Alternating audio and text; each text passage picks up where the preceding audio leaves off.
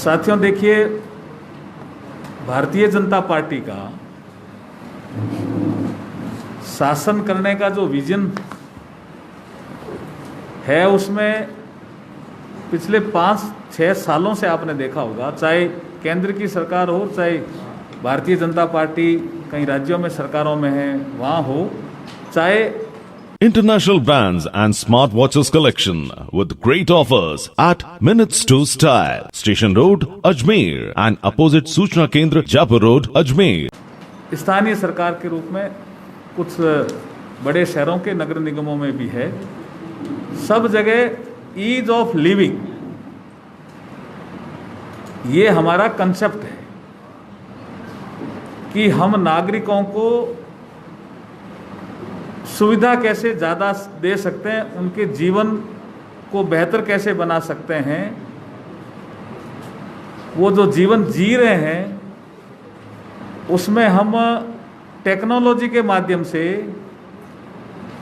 कैसे सुधार कर सकते हैं, ये हमारा विजन है। और उस विजन के तहत ही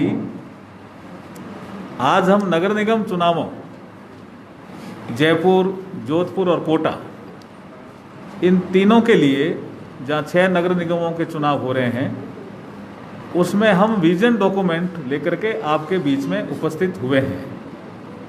आपको हम वितरित भी करेंगे अभी, लेकिन आपका, मैं अभी जब आ रहा था तो एक विषय आया था कि साहब राजस्थान विधानसभा का विशेष सत्र आ रहा है, उसमें आपको क्या कहना है, तो मैं उसमें पहले कह देता हूं, फिर आपका प्रश्न भी रहेगा।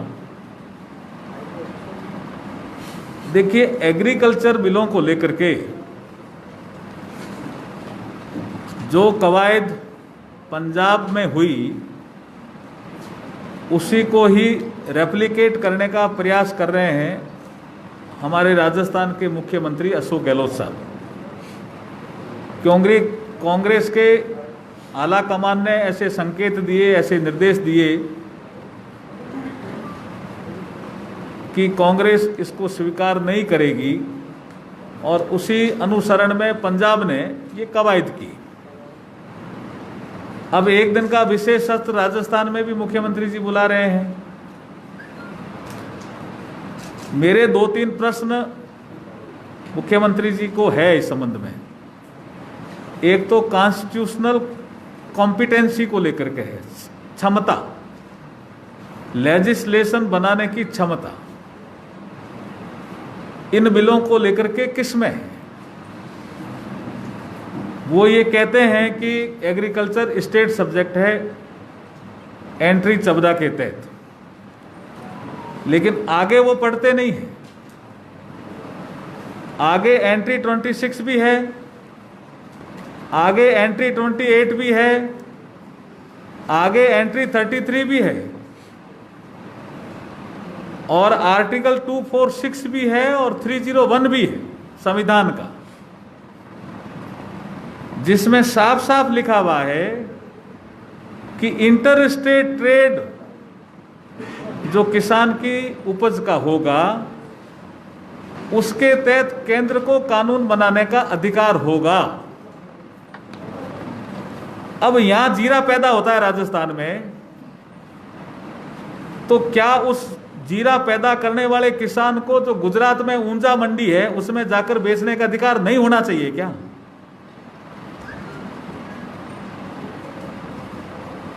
मेरे हिसाब से होना चाहिए, और यही भारत सरकार ने किया है। जिसका वो आरोप लगा रहे हैं कि कुछ बड़े बिजनेसमैन आ जाएंगे, तो मैं उनको बताना चाहता हूं कि कॉन्ट्रैक्ट फार्मिंग का कंसेप्ट लंबे समय से इस देश में चल रहा है। मनमोहन सिंह जी का कालखंड था, तब भी मैंने देखा 15वीं लोकसभा में कि इस पे चर्चा होती थी, तो उस समय कांग्रेस की सरकार थी, वो कहते थे कि कॉन्ट्रैक्ट फार्मिंग एक प्रोग्रेसिव एक स्टेप है। फिर अब क्या हो गया? लेकिन वो अब तक जो था वो अलिखित था। हमने इन 3 एग्रीकल्चर बिलों में क्या किया है, हमने कहा है कि किसान समझौता करेगा, करार करेगा, वो लिखित होगा और वो किसान के हित में होगा। इसके अलावा जो एसेंशियल कमोडिटी है, मेरी समझ में नहीं आ रहा कि जब ये थे तब इन्होंने अपने घोषणा पत्र में ये भी डाला कि हम एसेंशियल कमोडिटी एक्ट को समाप्त करेंगे। क्या किया हमने? कुछ नहीं किया उसमें। हमने कहा स्टॉक लिमिट समाप्त रहेगी, अगर इमरजेंसी युद्ध होगा तो चालू भी की जा सकती है। और क्या किया? और तो कुछ उसमें है ही नहीं। स्टॉक लिमिट समाप्त होनी चाहिए, इनकी भी डिमांड थी, व्यापारियों की भी लंबे समय से डिमांड थी। इससे इसी एक्ट के तहत जो मुकदमे होते थे वो व्यापारी बहुत परेशान होते थे, सजा हो जाती थी। तो ये सारे ईज ऑफ लिविंग, जिसको कंसेप्ट हम आज विजन डॉक्यूमेंट लेकर के आए हैं नगर निगम में, ये एग्रीकल्चर बिल भी ईज ऑफ लिविंग का ही पार्ट है। किसानों की जिंदगी में खुशहाली क्यों नहीं आए, किसान भी अपनी उपज का माल कहीं भी बेच सके, ऐसा उसको अधिकार क्यों नहीं मिले, यही एग्रीकल्चर बिल है जिसको वो रिवर्स करना चाह रहे हैं। अगर कोई प्रोग्रेसिव बिल होता है इसको कोई भी रिवर्स कर नहीं सकेगा, ये करना चाह रहे हैं राजस्थान में। और पंजाब का हवाला दे रहे हैं। पंजाब में मैं बताता हूं कि 22 फसलों की एमएसपी है। क्या किया पंजाब ने? खाली धान और गेहूं, बाकी क्या क्यों नहीं किया? हम हरियाणा में सरकार में हैं, हम कहते हैं कि बाजरा भी न्यूनतम समर्थन मूल्य से कोई नीचे बेच नहीं सकेगा। पंजाब ने क्यों नहीं किया? उन्होंने ये तो कहा धान और उसमें गेहूं में वो तो एफसीआई के थ्रू पहले से ही चल रहा है। इसमें नया क्या है कि कोई व्यापारी एमएसपी से नीचे खरीदेगा तो हम जेल खरीदेगा तो हम जेल में डालेंगे, 3 साल की सजा होगी। वो तो गेहूं और धान का ही विषय लिया ना उन्होंने, बाकी 22 फसलों का क्यों नहीं लिया? क्या ऐसा ही वो करना चाह रहे हैं मुख्यमंत्री जी यहाँ राजस्थान में? और फिर मैं एक और चीज कह देता हूं कि समवर्ती सूची का जो आर्टिकल जो विषय है 33 का, उसमें हमारा संविधान का अनुच्छेद 301 साफ साफ कहता है कि अगर समवर्ती सूची के किसी विषय पे कानून बनाता है केंद्र और राज्य भी कानून बनाता है उसी सब्जेक्ट पे, यदि टकराव होता है तो केंद्र का कानून ही मान्य होगा। इसलिए उनको लेजिस्लेटिव कॉम्पिटेंसी भी देख लेनी चाहिए। दूसरा विषय, साथ में ये विषय आता रहेगा, आज अलवर में एक बड़ी घटना घटी है। सैलरी मांगी किसी ने, देखिए कानून व्यवस्था कितनी चौपट हुई है। डीप फ्रीजर में डाल करके उसको मार ही दिया। वो भी दलित समाज का आदमी है। ये जो दलितों पे अत्याचार बढ़ रहे हैं, महिलाओं पे जो अत्याचार बढ़ रहे हैं, ये बिगड़ती हुई कानून व्यवस्था की कहानी कह रहे हैं। पुलिस का कोई भय नहीं रहा, रादर नागरिकों में भय पैदा हो गया कि ये क्या हो रहा है। सरेआम लूट, गोली, बलात्कार, ऐसे ऐसे नए नए तरीके मारने के ढूंढे जा रहे हैं। तो मुख्यमंत्री जी कानून व्यवस्था को संभाल लो पहले। ये एग्रीकल्चर बिलों की बात जो आप करना चाह रहे हैं, जिसमें आपको वैधानिक अधिकार भी नहीं है, फिर भी आप एक एक्सरसाइज कर रहे हैं क्योंकि आपको आला कमान को खुश करना है। आप कर दीजिए आला कमान को खुश, किसान खुश नहीं होगा इस एक्सरसाइज से। हम जो अभी विजन डॉक्यूमेंट लेके आए हैं नगर निगम चुनावों को लेकर के, उसमें भी हम ईज ऑफ लिविंग का विषय ही ज़्यादा ले रहे हैं। आपको मिलेंगे इसमें कई पॉइंट, उसमें 1-2 पॉइंट को मैं हाईलाइट करना चाह रहा हूं आपको। जैसे एक विषय रहेगा, आर्टिफिशियल इंटेलिजेंस एक टेक्निक है। ये इंडस्ट्री 4.0 में 3 पिलर हैं। इंडस्ट्री 4.0 का एक कंसेप्ट है कि पहली इंडस्ट्रियल रिवोल्यूशन इस संसार में तब हुई जब स्टीम का आविष्कार हुआ। दूसरी इंडस्ट्रियल रिवोल्यूशन इस संसार में तब हुई जब इलेक्ट्रिसिटी का आविष्कार हुआ। और तीसरी इंडस्ट्रियल रिवोल्यूशन तब हुई जब इंफॉर्मेशन टेक्नोलॉजी का आविष्कार हुआ, कंप्यूटर जिसको बोलते हैं, कंप्यूटर बेस्ड टेक्नोलॉजी। ये इस समय जो एक कंसेप्ट चल रहा है इंडस्ट्री 4.0, उसमें 3 टेक्नोलॉजी का पिलर है एक पूरे संसार में, उस पर डिबेट भी हो रही है। एक है आर्टिफिशियल इंटेलिजेंस, एक है रोबोटिक्स, और तीसरी है 3D प्रिंटिंग। हम इस इंडस्ट्री 4.0 की जो टेक्नोलॉजी है, इससे हम अछूते नहीं रह पाएंगे।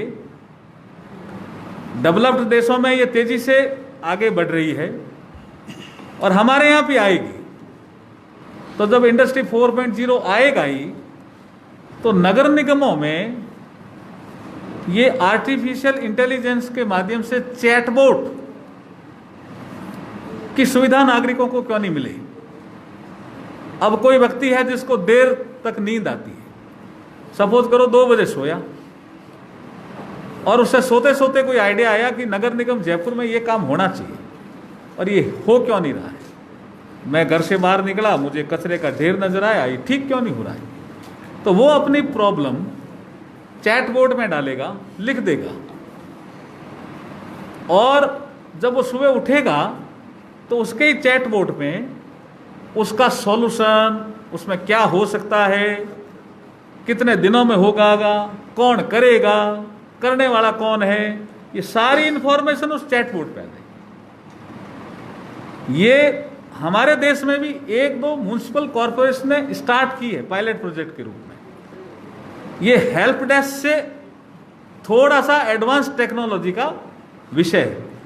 हेल्प डेस्क में उसका नंबर बोला तो वो बता सकेगा, उसने फोन किया, वो लगातार अगर बैठा है 24/7 तो। लेकिन ये जो टेक्नोलॉजी है, ये 365 दिन में 24/7 है और प्रूवन टेक्नोलॉजी है। कई वेस्टर्न कंट्रीज ने इसको अपनाया, उसके रिजल्ट बहुत अच्छे रहे कि ग्रीवेंस रिड्रेसल का चैटबॉट से ज़्यादा कोई उपयोगी साधन नहीं है अभी। तो ये जयपुर में क्यों नहीं, राजस्थान की कैपिटल है, तो ये भी जयपुर में लागू हो, ये हमारे विजन डॉक्यूमेंट का एक पार्ट है। हमारे विजन डॉक्यूमेंट में पट्टे देने से, स्टेट ग्रांट के पट्टे देने से लेकर के, सड़क की सुविधा बढ़ाने से लेकर के, हमारा स्मार्ट ट्रैफिक सिस्टम से लेकर के, पार्किंग सुविधाओं को लेकर के, नागरिकों के जो लाइफ है उसको इजी करने के हमने शॉर्ट टर्म प्लान भी दिए हैं और हमने लॉन्ग टर्म प्लान भी दिए हैं। ये जैसे अब बाढ़ आई 14 तारीख को यहाँ, तो क्राइसिस मैनेजमेंट का रेस्पॉन्स टीम प्रॉपर होनी चाहिए, सभी कहते हैं। हम भी कई बार अभी नगर निगम चुनाव में नागरिकों से भी बातचीत की, उनका होनी चाहिए, तो उसका क्राइसिस मैनेजमेंट का रेस्पॉन्स टीम प्रॉपर हो, ये भी हमारा एक पार्ट है। अब ये तारों का मकड़ जाल है, इस तारों को, मकड़ जाल को नीचे अगर बिछा करके डक्टिंग कर दें तो तारों का मकड़ जाल भी ठीक हो सकता है। ये ऐसे कई चीजें हमने इसमें नागरिकों की लाइफ को ईज करने के लिए डाली है। कोरोना कालखंड, अब कुछ स्कूल के ऐसे मालिक हैं जो कहते हैं कि कुछ ऑनलाइन हो गई, कुछ स्कूलें बंद हो गई। अब उन्होंने उस समय स्कूलें रखी चालू, और उसका जो टैक्स बनता है अगर अर्बन डेवलपमेंट का, वो हम माफ कर दें तो वो स्कूल चलाने वालों के लिए थोड़ा ईज ऑफ लिविंग का एक पार्ट बनता है। कॉमर्शियल कोई एक्टिविटी करता है, उसका काम भी ठीक नहीं चला, उसका भी अगर यूडी टैक्स हम माफ करवा दें तो वो भी ईज ऑफ लिविंग का ही एक पार्ट है। ऐसे हर वर्ग को हमने छुआ है। सफाई कर्मियों की तनख्वाह नहीं मिल रही है, हम इसमें कह रहे हैं कि हम समय पर तनख्वाह देंगे, भर्ती भी करेंगे, पिछला कालखंड आप देख लीजिए, वसुंधरा जी का जो कालखंड था उस समय ही मेरे ख्याल में आप गवाह हैं प्रणामी जी की सफाई कर्मियों की भर्ती हमने ही की थी दादा, 20,000। और अब नहीं हो पा रही, अब तो तनख्वाह ही नहीं दे पा रहे। तो ऐसे सारे आइटम हमने इसमें टेकअप किए हैं, कवर किए हैं। सारांश यही है कि हम नागरिकों की जो लाइफ है उसको सुविधाजनक बनाएंगे, ईज ऑफ लिविंग, यही हमारा एक कंसेप्ट है। और उसमें इसके जो पार्ट अगर हम करते हैं तो ग्रीन सिटी, वो भी आंखों को भी ठीक लगता है, कार्बन एमिशन भी उससे कम होता है। क्लीन सिटी, स्वच्छ भारत मिशन का जो पैसा आएगा उसके माध्यम से ज़्यादा अच्छा कोऑर्डिनेशन करके शहर को क्लीन किया जा सकता है। स्मार्ट सिटी तो वर्तमान समय में सरकार ने इसको कैसे फंड का डाइवर्जन किया है। मैं 3 योजनाओं का देख रहा था, अर्बन डेवलपमेंट से मैंने आंकड़े लिए थे भारत सरकार से। स्मार्ट सिटी, आपका अमृत योजना और हेरिटेज, तीनों में ही वर्तमान सरकार ने जो क्या करा, फंड्स का डाइवर्जन किया। और ये जो दुरुपयोग करने की प्रवृत्ति है फंड्स का, ये कांग्रेस में ज्यादा है इस समय। कोरोना कालखंड में भी इन्होंने फंड्स का दुरुपयोग करके कहा कि हमने किया। जो मोदी जी ने पैसा भेजा उसकी कभी इन्होंने कभी क्लेम नहीं दिया, उनको कभी क्षमता उनकी मोदी जी की नहीं बताई कि इतना पैसा हमने किया।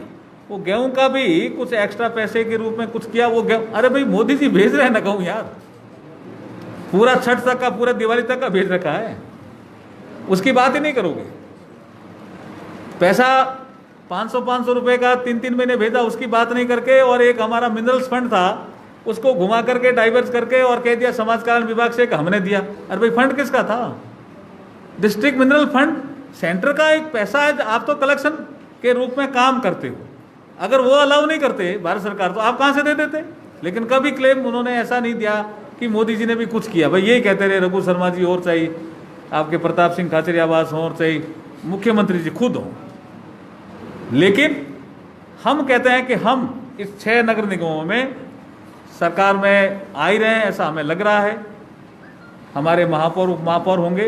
हम भारत सरकार की ये जो योजनाएं हैं, स्मार्ट सिटी की, हेरिटेज की, अमृत योजना, आप ई बस की, आपने देखा होगा कि एक खाचरियावाद जी का मैं स्टेटमेंट देख रहा था कि हम नगर निगम में आएंगे तो हम ई बस चलाएंगे। ये प्लान किसका है साहब? ये आपकी जानकारी में तो है ही, जनता की जानकारी में आपके थ्रू जाना चाहिए। ये मोदी जी का प्लान है। पेरिस एग्रीमेंट के बाद ये तेजी से उन्होंने बढ़ाया, जिसका नाम है फेम इंडिया। हाइब्रिड एक प्रोजेक्ट है। आपकी गाड़ी पेट्रोल से भी चल सकती है, डीजल से भी चल सकती है और इलेक्ट्रिसिटी से भी चल सकती है। ये प्रोजेक्ट मोदी जी लेके आए हैं। और कुछ ऐसी बसें हैं जिसमें कहा गया है कि आप लंबे रूट से भी चल सकते हो, जैसे जयपुर दिल्ली। लेकिन चार्जिंग स्टेशन कौन बनाएगा? ये भारत सरकार ही बनाने वाली है। इससे जनता से भी हमने अपील की थी कि भाई भारत सरकार की जितनी योजनाएं हैं, नगर निगम जयपुर का बीजेपी का होने पे ही कोऑर्डिनेशन बेटर रहेगा और वो इंप्लीमेंट ज़्यादा होगी। चार्जिंग स्टेशन हमारे पीएसयू लगा रहे हैं। फेम सेकंड में 40% तक का पैसा भारत सरकार दे रही है। जो एसपीबी बना था जेएसएल, उसको तो इन्होंने तो बंद ही कर दिया।